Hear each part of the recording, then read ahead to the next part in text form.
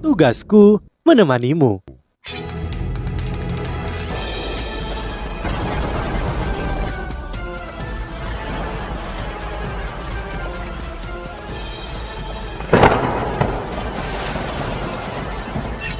Hai sahabat Pasuk, kembali lagi bersama alur cerita versi novel Solen 2 Sekte Tang yang tak tertandingi. Jangan lupa like, subscribe, dan nyalakan tanda lonceng. Mari kita lanjutkan. Permaisuri es perlahan-lahan muncul dan cincin jiwa merah 400.000 tahun muncul di tubuh Yu Hao. Imitasi menyembunyikannya. Sebuah gambar besar dari kalajengking giok es perlahan muncul di punggung Yu Hao. Cahaya aneh keluar dari mata kuning kristal permaisuri es. Garis aura aneh juga terpancar. Du Buxi sangat tertekan sekarang. Dia tidak pernah berharap hal buruk akan terjadi. Mereka sepenuhnya siap untuk serangan menyelinap ini dan bahkan telah berlatih berkali-kali, seharusnya tanpa cacat. Tetapi siapa yang tahu bahwa embrio binatang jiwa yang disegel selama 100.000 tahun akan lolos dan begitu kuat, baik sekte tubuh atau aula kebajikan termasyur tidak berani menggunakan senjata mereka yang paling merusak untuk menyerang. Jika tempat ini runtuh, tidak ada yang akan selamat. Tetapi embrio binatang itu terlalu sulit untuk ditangani. Suhu tubuhnya terlalu dingin.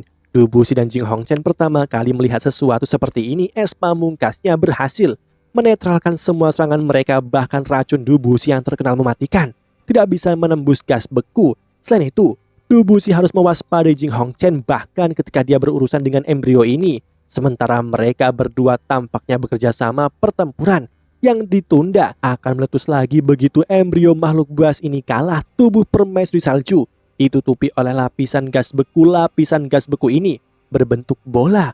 Bola gas beku ini bahkan bisa membekukan cahaya dan merupakan perlindungan terbaik permaisuri salju. Du Buxi mengeluarkan tangan kanannya dan membentuk tangan besar cahaya hijau gelap. Telapak energi ini menjangkau permaisuri salju Jing Hongchen, berkoordinasi dengannya, dan cahaya merah panjang yang menakutkan muncul di udara. Lesatan cahaya ini menuju permaisuri salju. Serangan dua cabang dari depan dan belakang dilepaskan pada permaisuri salju secara bersamaan. Udara di markas bawah tanah mulai terdistorsi. Celah mulai muncul di udara ketika mereka berdua melepaskan kekuatan untuk menghentikan permaisuri salju. Mereka tidak sepenuhnya yakin bagaimana permaisuri salju berhasil mengumpulkan kekuatan seperti ini, tetapi pada saat krisis ini, hal yang paling penting adalah menangkapnya terlebih dahulu. Permusuhan antara mereka berdua bisa menunggu sampai selesai dengan binatang jiwa ratusan ribu tahun ini. Bola gas yang beku tiba-tiba menjadi kaku awalnya. Itu cukup fleksibel tetapi tidak berhasil menghindari energi jiwa Du Buxi yang besar. Cahaya hijau gelap menelan dan menahan bola gas beku di dalamnya. Lesatan merah Jing Hongchen juga mencambuk bola gas, menyebabkannya terdistorsi secara drastis. Bola gas itu sepertinya rusak parah. Du Buxi sangat gembira. Dia bisa merasakan bahwa bola gas tidak sedingin sebelumnya dan itu juga diambang kehancuran. Dia tiba-tiba berteriak, "Mundur!"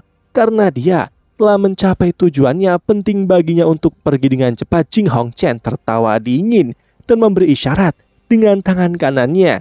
Insting jiwa dari aula kebajikan termasyur segera meluncurkan serangan ganas terhadap sekte tubuh. Lesatan merah yang mengenai bola gas menghilang, namun sesuatu yang kecil sekarang mengambang di udara. Tampak seperti bola kristal. Itu sangat halus dan cerah, dan ada banyak lubang di dalamnya. Sebuah cahaya merah magis menyala di dalamnya. Pada saat ini, sebuah dengungan yang memekakkan telinga tiba-tiba mengguncang udara. Bahkan Du Buxi menegang ketika mendengar dengungan ini. Garis tipis cahaya merah keluar dari bola kristal merah. Cahaya merah menelan cahaya hijau gelap yang menahan bola gas. Kekuatan jiwa Du Buxi dengan cepat menghilang oleh sinar cahaya merah itu. Permaisuri salju dibebaskan sebelum Du Buxi bisa menyeretnya pergi. Du Buxi sangat marah saat dia hendak menenangkan diri. Perasaan krisis yang tak terlukiskan tiba-tiba menyapu dirinya. Pada tingkatnya saat ini, dia memiliki kemampuan untuk memprediksi masa depan. Du Buxi tidak ragu dan dengan cepat melepaskan pemikiran mengambil permaisuri salju. Sosoknya melintas dan dia kembali ke tanah. Cahaya hijau gelap menopang tubuhnya dan memblokir serangan dari insting jiwa aula kebajikan termasyur.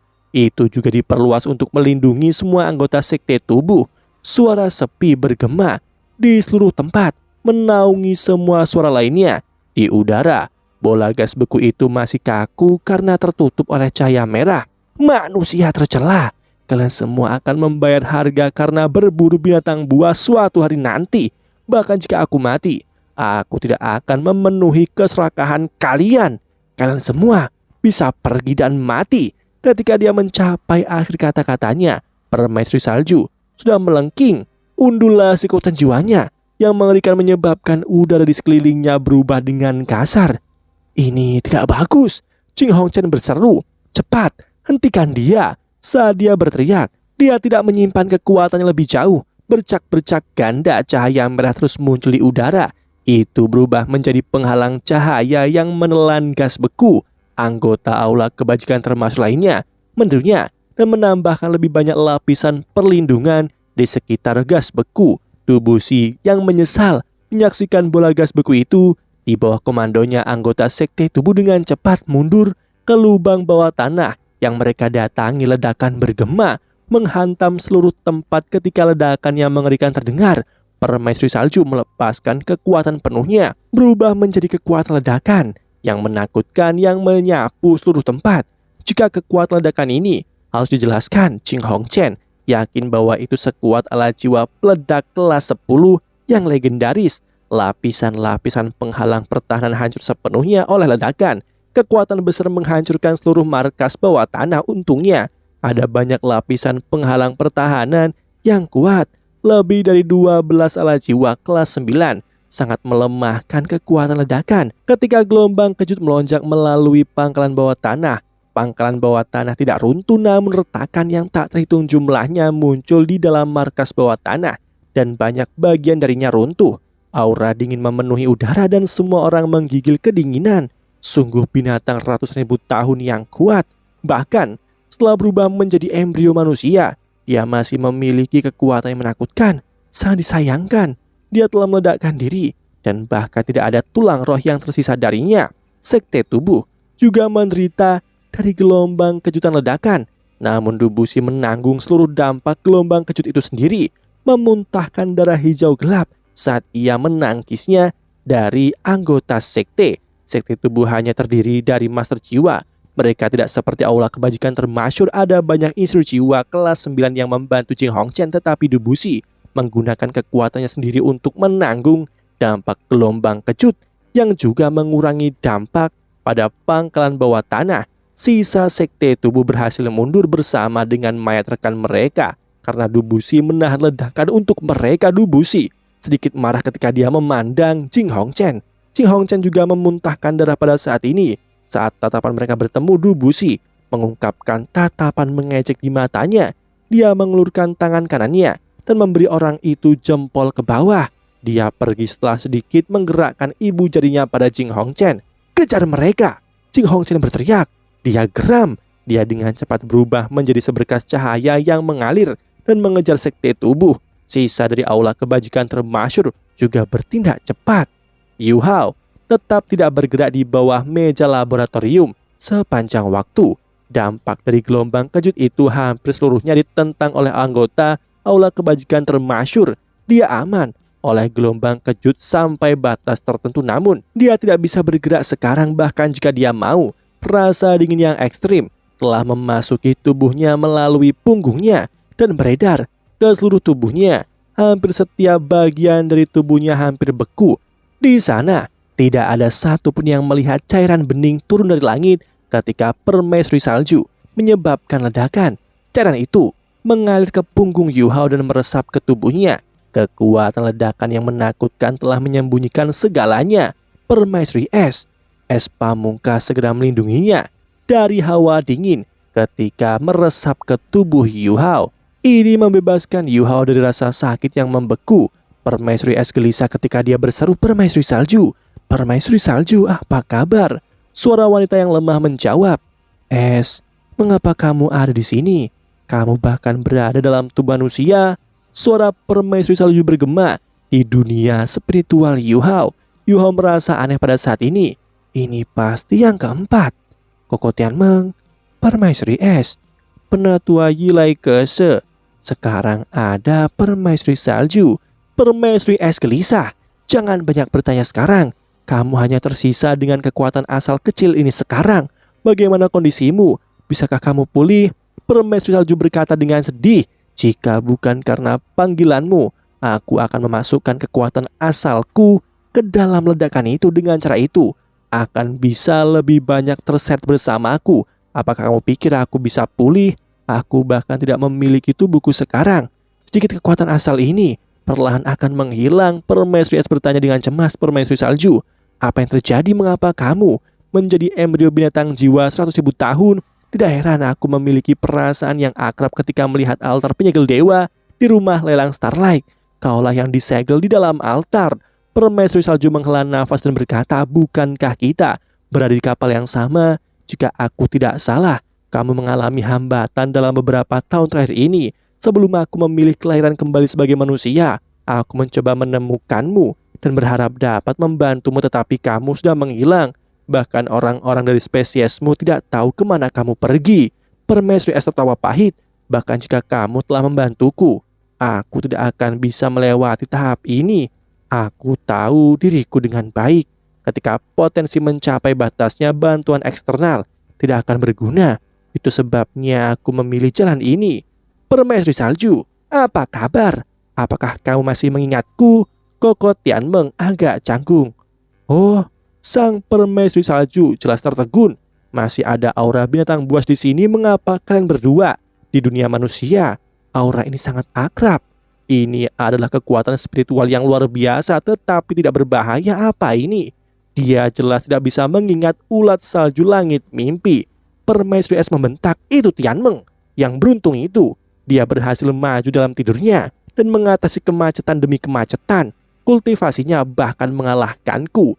Permaisuri salju bersemangat, oh aku ingat bahwa kamu mengejarnya sebelumnya. Bukankah kamu mengatakan bahwa dia hilang? Kenapa kalian berdua bersama sekarang? Koko Tianmeng terkekeh dan berkata, permaisuri salju, kau benar, kami bersama. Enyahlah dan tutup mulutmu. Permaisuri es mengamuk. Yu Hao seperti pengamat sekarang. Dia merasakan mereka bertiga berbicara di lautan spiritualnya dan merasa sangat aneh. Markas bawah tanah aula kebajikan termasyhur berantakan. Selain anggota aula kebajikan termasyhur yang mengejar sekte tubuh, mereka yang memiliki kultivasi yang lebih rendah membantu yang terluka. Yu Hao adalah di antara mereka yang membutuhkan bantuan. Dia dibawa ke tempat yang lebih aman setelah dia diverifikasi masih hidup. Dia juga bertindak seolah-olah dia tidak sadarkan diri, dan dengan demikian sementara aman. Permaisuri salju, izinkan aku membantumu untuk mengumpulkan kekuatan asalmu terlebih dahulu. Mungkin kamu akan memiliki kesempatan untuk pulih. Permaisuri es ingin menggunakan kekuatan jiwa Yu Hao untuk membantu permaisuri salju mengecilkan cairan transparan yang merupakan manifestasi dari kekuatan asli permaisuri salju. Namun permaisuri es segera menyadari bahwa ada sesuatu yang salah, karena dia tidak bisa mengendalikan kekuatan internal Yu Hao seperti sebelumnya. Yu Hao, lakukan sesuatu. Datang dan bantu. Permaisuri es membentak. Yu Hao tertawa getir. Permaisuri es, aku tidak melakukan apa-apa. Aku hanya takut kalau permaisuri salju akan salah paham jika aku tiba-tiba muncul. Permaisuri salju memang salah paham. Dia merasakan aura Yu Hao dan bertanya dengan kaget. Es, kamu tinggal di tubuh manusia? Bagaimana martabatmu jatuh ke tahap ini? Apa yang terjadi? Itu kamu. Kaulah yang menghancurkan altar penyegel dewa dan membebaskanku. Yu Hao kesal, tapi kamu memanfaatkan kebaikanku dan membekukanku juga. Tanpa kekuatan permaisuri es, aku akan menjadi patung es yang sebenarnya. Permaisuri salju sangat marah. Kalian semua manusia jahat. Aku tidak butuh bantuanmu. Permaisuri es menghela nafas. Dia tahu bahwa tidak ada yang bisa mengubah pikiran permaisuri salju ketika dia marah. Satu-satunya cara adalah menjelaskan semuanya. Dia mencoba yang terbaik untuk menjelaskan bagaimana dia bertemu Yu Hao dan Tianmeng, serta bagaimana Tianmeng meyakinkannya untuk menjadi jiwa bela diri kedua Yu Hao. Emosi permaisuri salju jelas melonjak.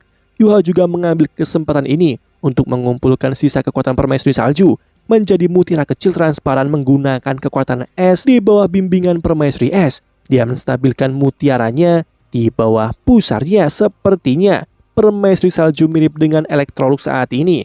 Dia hanya dibiarkan dengan indera asal ini. Dia bernasib lebih baik daripada Electrolux dalam arti bahwa indera asalnya lengkap dan tidak berkeping-keping, namun permaisuri salju tidak dapat dibandingkan dengan Electrolux dalam hal akal ilahi.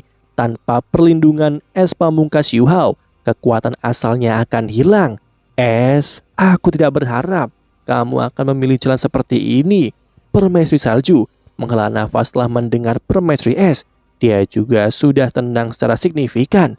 Permaisuri es tertawa pahit. Aku tidak punya pilihan. Jika bukan karena aku putus asa, aku tidak akan mempercayakan nasibku kepada orang lain. Saat ini aku hanya bisa melakukan yang terbaik untuk membantu Yu Hao. Aku harap dia bisa mencapai tahap itu suatu hari nanti. Permaisuri salju berkata. Tianmeng, ya, aku di sini. Aku di sini. Koko Tianmeng muncul dengan penuh semangat sekali lagi. Permaisuri salju berkata, aku tidak pernah mengira kamu akan begitu setia. Kamu menemukan jalan menuju kesuksesan, tetapi kamu tidak pernah melupakan es. Hanya berdasarkan ini, es beruntung untuk mengikutimu. Kamu harus merawatnya dengan baik di masa depan. Baiklah, baiklah. Koko Tianmeng buru-buru menjawab. Permaisuri salju, apa maksudmu? Permaisuri es bertanya. Permaisuri salju, apakah kamu tidak mau berjalan di jalan yang sama denganku? Permaisuri salju tertawa getir. Bukannya aku tidak mau. Aku tidak bisa. Situasi berbeda denganku. Aku sudah memutuskan untuk dilahirkan kembali sebagai manusia. Kekuatanku sendiri ditekan dalam kekuatan asalku. Jika kelahiran kembaliku berhasil, kekuatan ini perlahan akan dilepaskan dari tubuh manusiaku dan berubah menjadi kekuatan manusia sekarang. Bagian dari kekuatan ini masih ada. Apakah kamu pikir manusia ini dapat menerima kekuatan asalku meskipun sudah menyusut? Selain itu, Tianmeng membuat tempat untukmu dan membiarkanmu menjalani penggabungan. Tetapi apakah aku punya tempat di sini? Jika aku tinggal, aku hanya akan menjadi bom waktu. Begitu aku meledak, kalian berdua juga akan mati bersama dengan manusia ini tanpa tubuh asliku. Kekuatan asliku dalam keadaan tidak stabil. Itu bisa pecah kapan saja. Setelah permaisuri salju mendengarkan permaisuri es, dia benar-benar tergoda. Dia harus mengakui bahwa jalan Tianmeng adalah kesempatan bagus untuk para makhluk buas seperti mereka yang tidak punya pilihan. Begitu Yu Hao menjadi dewa, mereka mungkin akan dibebaskan, namun dia berada dalam situasi yang berbeda dari permaisuri es. Tidak ada tempat untuknya di sini. Jika dia melakukan fusi, semua orang akan mati. Permaisuri es terdiam. Ya, dia telah membimbing permaisuri salju ke sini, tetapi bagaimana dia bisa membantunya? Dia juga bisa merasakan bahwa kekuatan asal permaisuri salju sangat tidak stabil. Permaisuri salju telah kehilangan kemampuan untuk mengendalikan kekuatan asalnya sendiri. Jika terjadi kesalahan, bencana mungkin terjadi. Tianmeng, apa yang harus kita lakukan? Pikirkan cara. Permaisuri es bertanya kepada Koko Tianmeng. Koko Tianmeng tertawa pahit. Gagasan apa yang mungkin aku miliki? Meskipun kultivasiku tampaknya lebih baik darimu, kemampuanku sangat rendah dibandingkan kalian berdua. Kalian berdua juga bisa dengan jelas merasakan kondisi tubuh Yu Hao. Potensinya perlahan-lahan sedang dikembangkan, tapi tidak mungkin baginya untuk menanggung kekuatan asal permaisuri salju. Apakah tidak ada solusi satu pun? Permaisuri es bertanya dengan cemas. Koko Tianmeng berkata, jika permaisuri salju bisa mengendalikan kekuatannya sendiri dan mengikuti kita dalam menyegel bagian-bagian yang tidak bisa diserap Yu Hao, dia bisa menjadi cincin jiwa keduamu dan ada kemungkinan untuk mempertahankan kecerdasannya. Namun, permaisuri salju berada di atas levelmu. Jika dia menyatu dengan jiwa bela diri yang kamu bentuk, akan ada konflik. Itu akan menjadi masalah yang sangat serius. Selain itu, permaisuri salju tidak bisa mengendalikan kekuatan asalnya sendiri sekarang. Jika aku menarik kembali kekuatanku dan membiarkan permaisuri salju menggantikanku, mungkinkah? Permaisuri salju tertawa dengan datar. Koko Tianmeng menjadi kesal. Apakah menurutmu ini permainan? Apakah kau pikir menyerahkan posisimu begitu mudah? Kekuatanmu sudah menyatu dengan jiwa bela diri esku. Tanpa persetujuan Yu Hao, kamu tidak dapat menarik kembali kekuatanmu. Bahkan jika kamu bisa, itu hanya akan menyebabkan jiwa bela diri es dihancurkan. Semua orang akan binasa bersama. Suara permaisuri salju menjadi lebih lembut. Es, jangan seperti itu. Kita telah hidup di dunia ini selama ratus ribu tahun. Aku sudah hidup lebih lama darimu. Ketika aku pertama kali lahir, belum ada manusia di sini. Apakah kematian benar-benar menakutkan? Aku kira tidak. Mungkin ini baru permulaan. Jika ada kehidupan selanjutnya, aku harap kita bisa memiliki jenis kelamin yang berbeda. Aku akan menikahimu kemudian. Sudah waktunya untuk mengucapkan selamat tinggal, Es. Saat dia berbicara, kekuatan asal permaisuri salju itu sedikit berjuang di bawah pusar Yu Hao. Itu mulai berenang seperti ikan. Kekuatan jiwa Yu Hao tidak bisa membatasinya. Ketika mencoba melarikan diri dari tubuhnya, Koko Tianmeng tertegun. Apa yang sedang terjadi? Permaisuri Es, kamu dan permaisuri salju. Diam! Permaisuri Es menjerit dan suaranya sudah terdengar seperti dia menangis. Permaisuri salju, jangan pergi. Kami akan memikirkan cara. Permaisuri salju menghela nafas. Aku harus pergi. Aku tidak tahu berapa lama aku bisa menahan kekuatan asal ini lagi. Setelah aku pergi, kalian semua harus meninggalkan tempat ini dengan cepat. Begitu kekuatan asalku pecah, itu akan lebih mengerikan dari apa yang terjadi sebelumnya. Es Tianmeng adalah pria yang baik. Kamu harus lebih baik padanya. Kamu tidak harus pergi. Suara Penatua Yi terdengar pada saat ini. Dia akhirnya berbicara. Penatua Yi, Permaisuri Es tampaknya telah menemukan penyelamat. Penatua Yi, bantu permaisuri salju. Jika Anda dapat membantunya bertahan hidup, aku akan melakukan apapun. Yi Laikese tersenyum ketika berkata, bahkan jika itu berarti melepaskan semangatmu. Permaisuri Es sedikit linglung sesaat.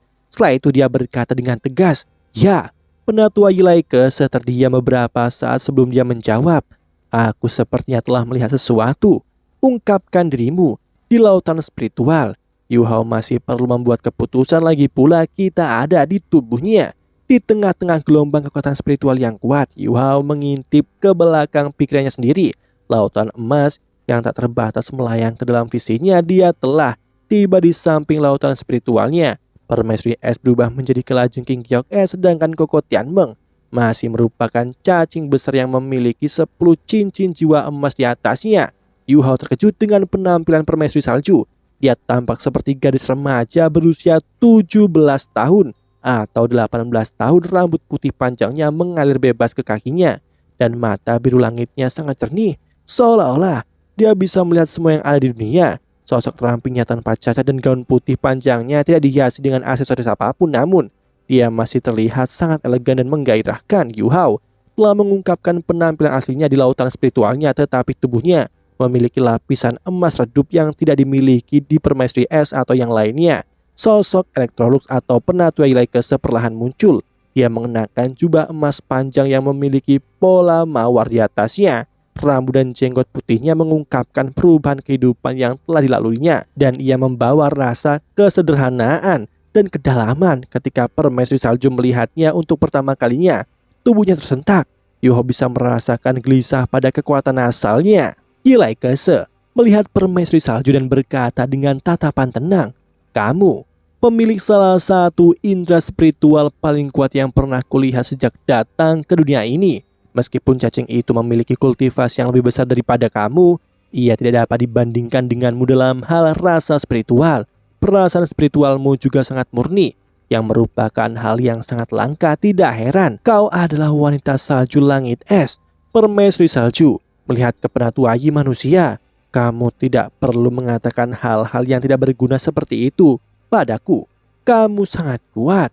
Penatua Yi tersenyum dan kerutan di wajahnya menjadi sangat jelas. Kamu bisa merasakan kekuatanku karena kamu berada di level yang berbeda. Meskipun aku hanya memiliki sedikit rasa ilahiku ketika datang ke dunia ini, itu masih ada. Meskipun levelmu tidak rendah, tetap macet di level itu. Lagi pula perasaan spiritual dan ilahi seseorang tidak termasuk dalam kategori yang sama.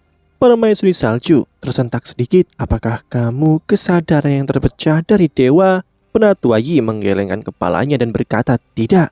Aku hanya manusia yang tidak ingin menjadi dewa.